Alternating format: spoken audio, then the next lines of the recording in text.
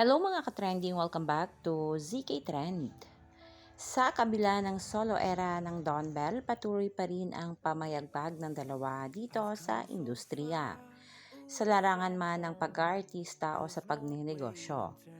Kapwa busy sina Donnie at Bell para sa pagpapalago ng kani-kanilang business. Sa katunayan ay may plano na daw ang Don Bell sa isa't isa, na kahit super busy nila ay dapat umano magkakaroon pa rin sila ng quality time sa isa't isa. Katulad ng parents ni Donnie na kahit super busy ng buong week, ay talaga namang naglaan ng isang araw para mag-date once in a week. At yan nga daw ang sinunod ni na Donnie at Belle ngayon, na kahit super busy nila ay dapat nagpaplano na ang kanilang mga schedule. Kaya naman ay hinahangaan sina Donnie at Belle ng mga netizens dahil kahit sa solo era nila ay di pa rin nila kinalimutan kung bakit sila on pause muna sa kanilang tambalan.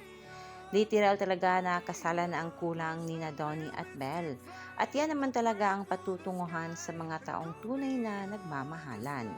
At itong sina Donnie at Belle for sure may plano na nga yan on their future at excited na nga ang lahat ng mga bulan ng dahil dito. Sa ngayon nga ay super busy ang ating Don Bell at si Donnie nga ay nasa New York at itong ating Belle Mariano naman ay busy rin sa gagawin niyang mga pasabog na proyekto.